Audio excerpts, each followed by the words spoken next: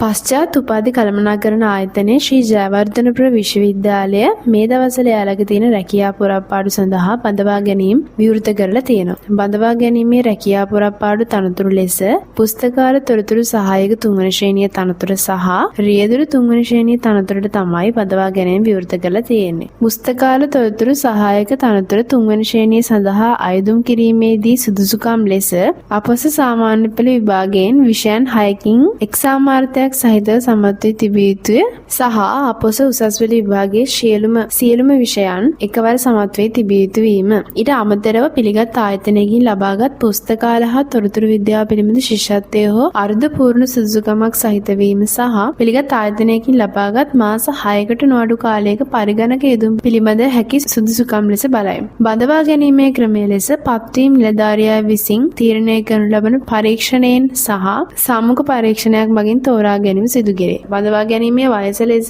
අයදුම්පත් බාර ගන්නා අවසන් දිනයට වයස අවුරුදු 18ට නොවැඩි සහ අවුරුදු 45ට නොවැඩි විය යුතුය. රියදුරු තනතුරු තුන්වන ශ්‍රේණිය සඳහා අයදුම් කිරීමේදී සුදුසුකම් ලෙස සාමාන්‍ය පෙළ විභාගයේ විෂයන් 6ක් සමත් වී තිබීම, උපරිම වාර දෙකකදී අවම වශයෙන් සම්මාන දෙකක් ලබාගෙන තිබීම සහ පරවාහන පැදවීම සඳහා මෝටර රථ ප්‍රවාහන කොමසාරිස් ජෙනරාල් විසින් නිකුත් කරනු ලද බලපත්‍රය ලබාගෙන තිබීම සහ ලබා ගැනීමෙන් පසු රියපැදවීම පිළිබඳ අවම වශයෙන් අවුරුදු 3ක පළපුරුද්දක් තිබීම.